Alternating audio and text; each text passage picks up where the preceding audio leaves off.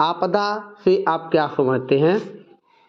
तो आपदा क्या होती है? तो आपदा होती है कि हमारी सामाजिक, देखिए कुछ बातें होती है, कुछ दुर्घटना ऐसे होती है जो बिना बुलाए अकस्मात आ धमकती है। अकस्मात के मतलब होता है अचानक। अचानक, जो अचानक बात करते हैं, अचानक जो घटना हो जाती है उसी को क्या कहते हैं? आपदा हो कहते हैं। और अल्प समय में जन धन की अपार क्षति पहुंचा देती है। और अल्प का मतलब होता है कम समय में जो जन है, जनजीवन को अस्त व्यस्त कर देती है। ऐसे हमें संकट की स्थिति में ला देती है, संकट की स्थिति उत्पन्न कर देती है। ऐसे भयानक घटना को क्या कहते हैं हम लोग? आपदा कहते हैं। ऐसे भयानक स्थिति को क्या कहते हैं? घटना कहते हैं। इस तरह से हम क्या करते हैं, इसको लिखेंगे। लेकिन अगर दूसरे शॉर्ट तरीका में, छोटा सा तरीका में लिखना होगा तो कहेंगे कि हमारे सामाजिक आर्थिक जीवन को भारी भारी खतरे में डालने वाली अकस्मात जो घटना होती है उसी को क्या कहते हैं हम लोग? आपदा कहते हैं। इस प्रकार से हम आपदा के क्या करेंगे, इसमें बात कहेंगे। आपदा जो होती है अचानक फैलने वाली घटना है।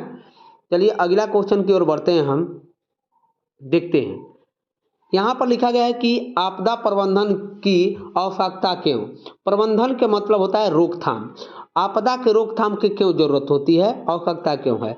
आपदा के प्रबंधन की आवश्यकता आपदा के पूर्व एवं पश्चात होने वाली क्षति को कम करने या बचने से है।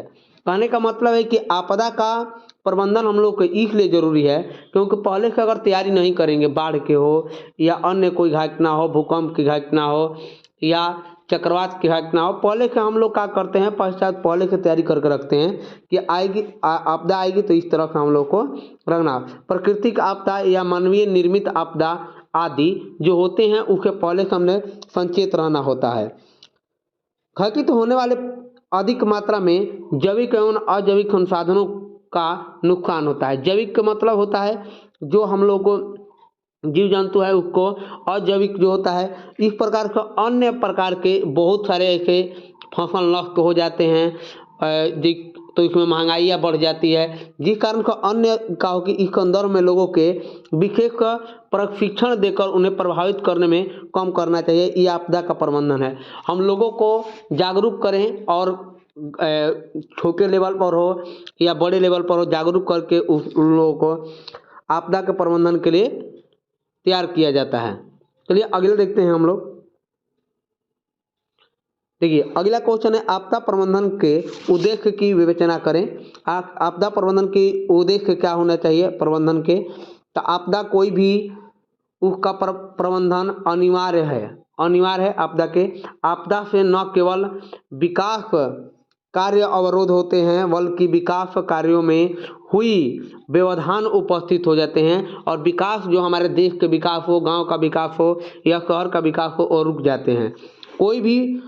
कोई प्रबंधन कार्य तब तक सफल नहीं हो सकता है जब तक उसे आम लोगों की सहमति नहीं होती है। हम लोग कोई भी कार्य करते हैं जब तक आम लोगों की उसमें सहमति नहीं होती है तब तक वो कार्य सफल नहीं हो पाता है।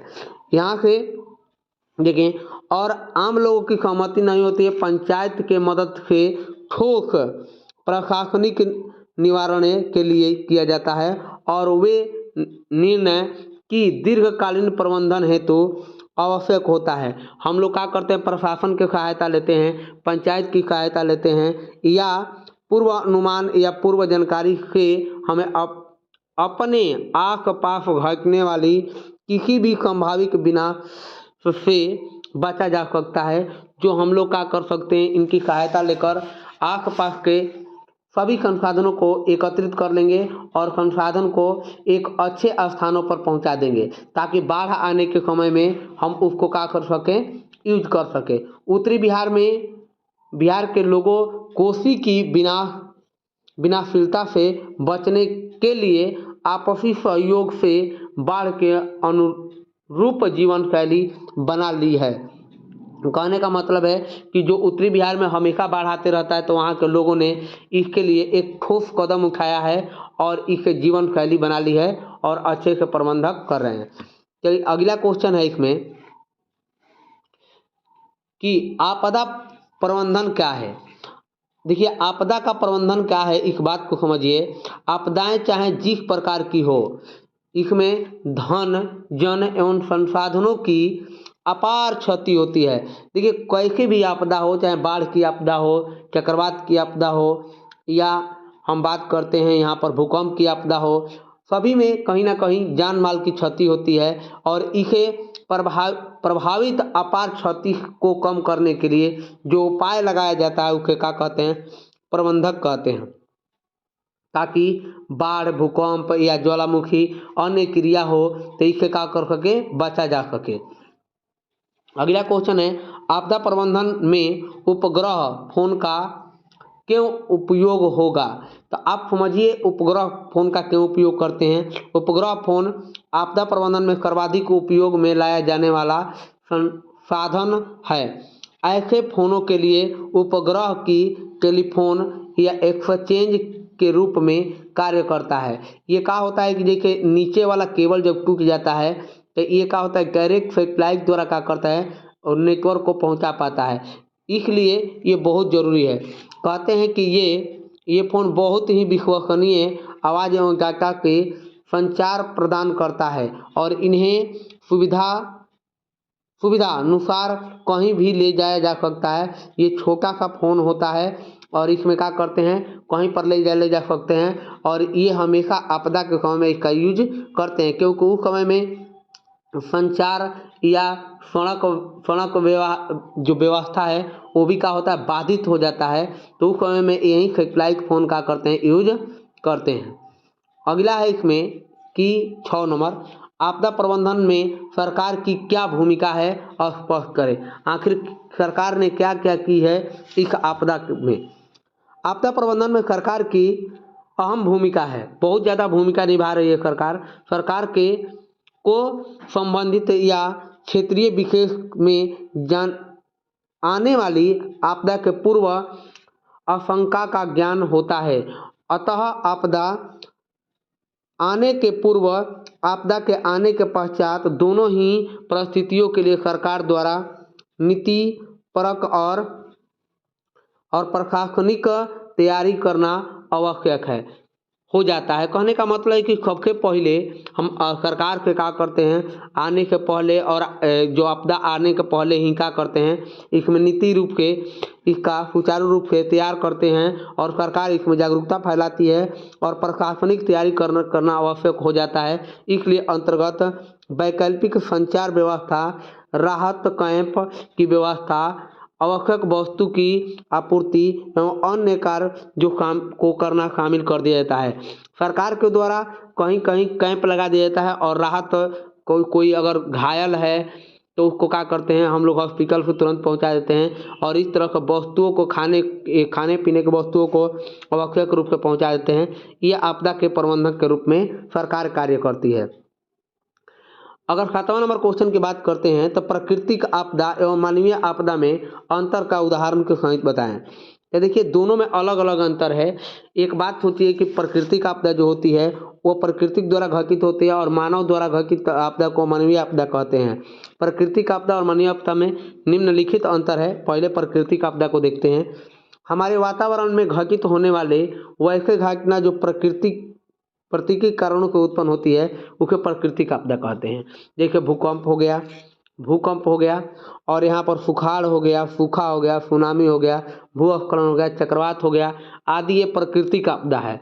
लेकिन अगर हम बात करते हैं यहाँ पर मानव जनित आपदा क्या होता है, वैसे घटना जिसकी उत्पत्ति मानव के कारणों, जिसके घटित होने की फलस्वरूप अधिक जनसंख्या में मानव की हानि पहुंचती हो, वह मानवीय जनित आपदा कहलाता है। जैसे रेल दुर्घटना हो जाता है या जो मार्ग में कोई दुर्घटना होती है, युद्ध होता है, आतंकवाद होता है, महामारी होती है, सांप्रदायिक दंगे होते हैं, ये सभी के सभी क्या होते हैं, मानवीय आपदा कहलाते हैं।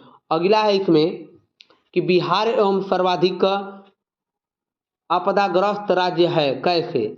आखिर बिहार एक सर्वाधिक आपदाग्रसित राज्य इसलिए है क्योंकि बिहार एक ऐसा राज्य है जहाँ कई प्रकार के प्राकृतिक आपदाएं आती है।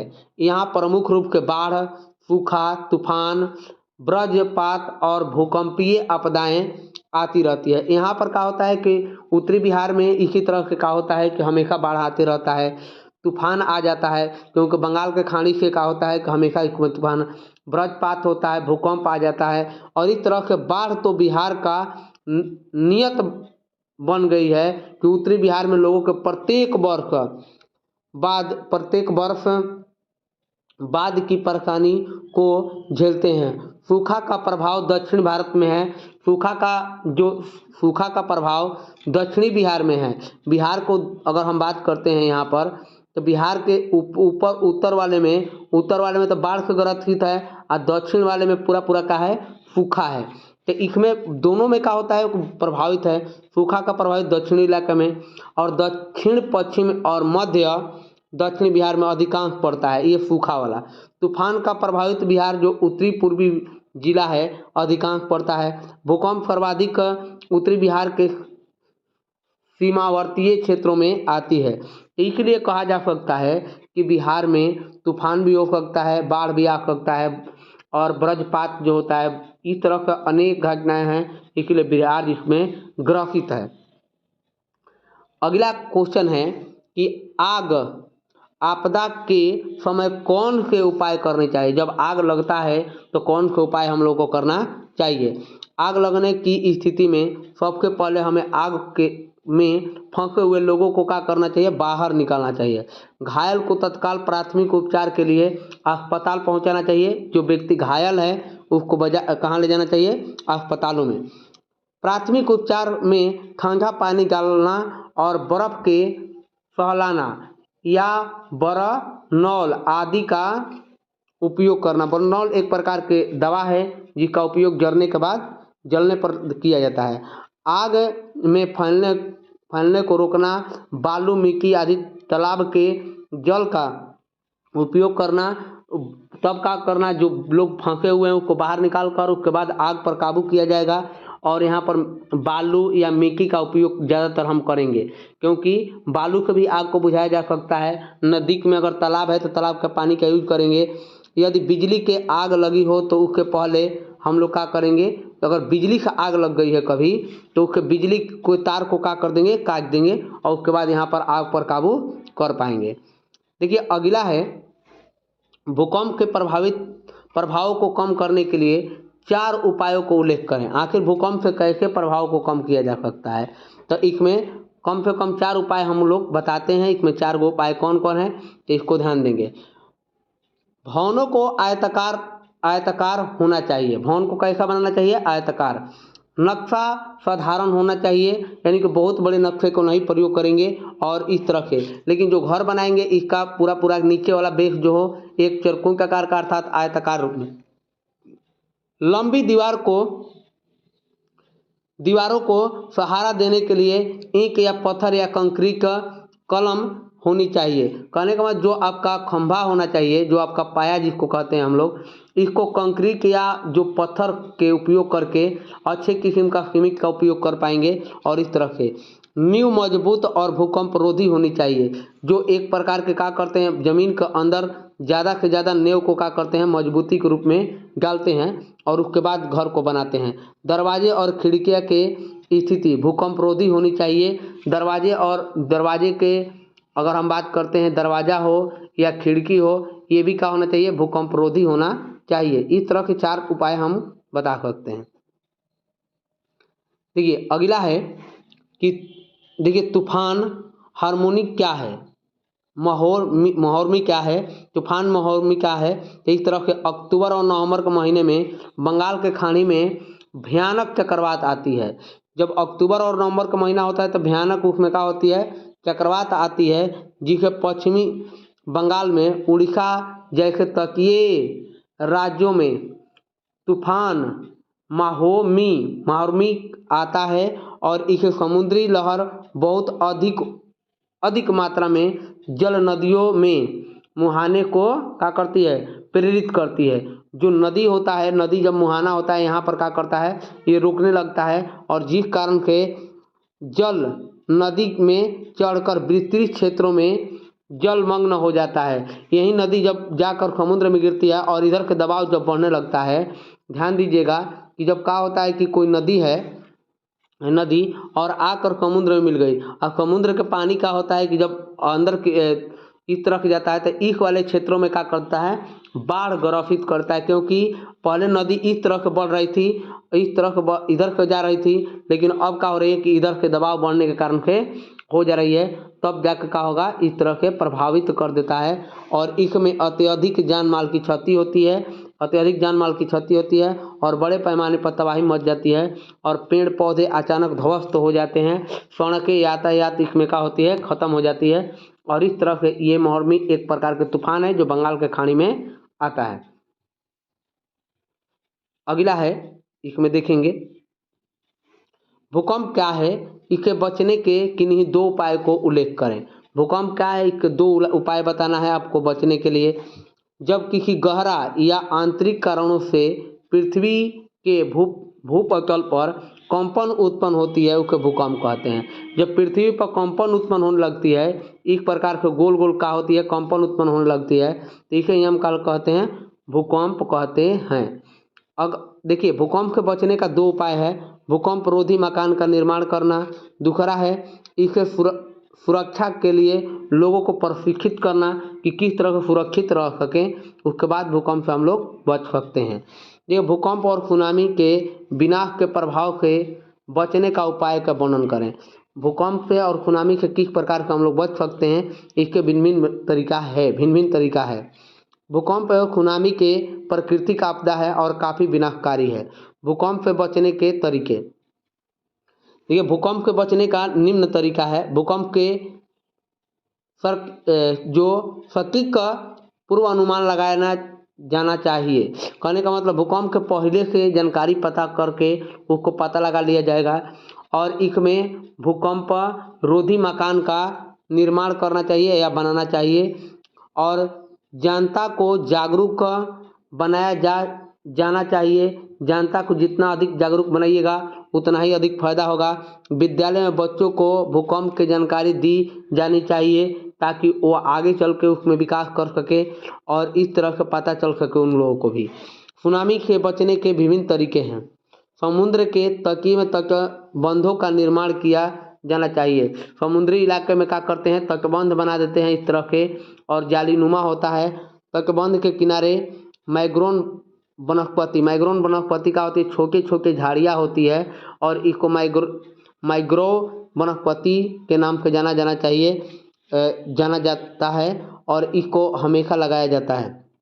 तटीय क्षेत्रों में नज़दीक रहने वाले लोगों को प्रशिक्षित किया जाना चाहिए, क्योंकि अगर तटीय इलाके के लोग अगर प्रशिक्षित होंगे तो कोई भी लोग इसमें जब फंस जाते हैं तो उनको सहायता करने में वो लोग सहायक होते हैं। सुनामी से प्रभावित क्षेत्रों में तत्काल मदद पहुंचानी चाहिए। जो सुनामी क्षेत्र है उसमें हमेशा तत्काल के मदद पहुंचाना जाना चाहिए, ये बात है। देखिए अगला क्वेश्चन है, भूकंप के अधिकतम प्रभावित क्षेत्र कौन सा है। भूकंप से अधिक प्रभावित, तो यह भूकंप तीव्रता के दृष्टि से 9 से अधिक तीव्रता वाले क्षेत्र भारत के सभी पूर्व राज्य, बिहार, नेपाल के सीमावर्ती क्षेत्र में, गुजरात के कच्छ के रण में, यदि 5 जोनों में क्या किया गया है, रखा गया है। ये सबसे ज़्यादा प्रभावित क्षेत्र हैं। कौन कौन, गुजरात, जो सीमावर्ती नेपाल है वहाँ, पूर्वोत्तर बिहार है वहाँ पर, और अधिकांश भारत के क्षेत्र हैं जहाँ पर 9 तीव्रता का भूकंप आता है और वहाँ पर क्या होता है, ज़्यादातर जान माल की क्षति होती है। देखिए अगला क्वेश्चन है 15 नंबर, और 15 नंबर को हम लोग क्या करते हैं, देखते हैं। देखिए 15 नंबर, भूकंप क्या है। भारत में प्रमुख कंपन जो होता है, कंपन है ये कंपन है। कंपन क्षेत्र में विभाजित करने हेतु क्षेत्रों को संक्षिप्त विवरण दें। पृथ्वी के आंतरिक भागों में अचानक उत्पन्न कंपन को भूकंप कहते हैं। यानी कि कहने का मतलब भूकंप क्या है कि पृथ्वी के अंदर एक बैक जब क्या होता है, इसके जब कंपन होने लगता है तो इसी को क्या कहते हैं, भूकंप कहते हैं। भूकंप की तीव्रता सिस्मोग्राफी यंत्र के क्या की जाती है, मापी जाती है। और अध्यक्ष जो हैं अखिल से मापे जाते हैं। कहने का मतलब है कि जो अध्यक्ष होते हैं उनके मदद से सिस्मोग्राफी के भूकंप को क्या करते हैं, मापते हैं। भारत में इसी में क्वेश्चन, भारत में निम्नलिखित भूकंप क्षेत्रों को विस्तृत किया गया है और इसमें भारत में अलग अलग भूकंप क्षेत्र हैं। जोन 1, इसके अंतर्गत भारत के दक्षिणी पठार भाग आता है जो भूकंप से खतरे नहीं के बराबर आता है। जोन 1 में जो होता है बहुत कम ही ऐसे क्षेत्र हैं कि जिसमें 1 के क्षेत्र में रखे गए हैं और इसमें पठारी भाग है जो आज से लाखों साल पहले भूकंप आया था और आने की संभावना बहुत कम है। इसके देखिए दुखरका जोन है, ये अंतर्गत प्रायद्वीपीय भारत के तटीय मैदान क्षेत्र आता है जहां पर भूकंप की तीव्रता बहुत कम आती है, न के बराबर, इतना कि जिसमें ज़्यादातर जान माल की क्षति नहीं होती है। लेकिन जोन 3 के अंतर्गत गंगा, सिंधु मैदान, राजस्थान, उत्तरी गुजरात क्षेत्र आता है जिसमें थोड़ा सा जान माल की क्षति अधिक होती है।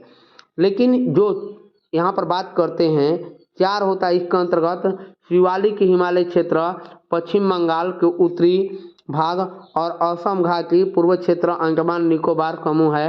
ये क्षेत्र बड़ी खतरनाक क्षेत्र होता है क्योंकि यहाँ पर बार बार भूकंप आते रहता है। और जोन 5 जो होता है वो सबसे ज़्यादा प्रभावित क्षेत्र है।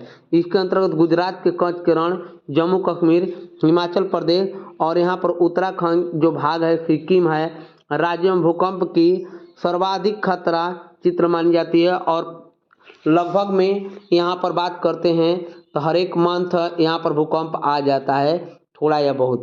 ये बात का ध्यान रखेंगे और यहाँ तक हम लोग कल आगे देखेंगे इसमें भूकंप के बारे में।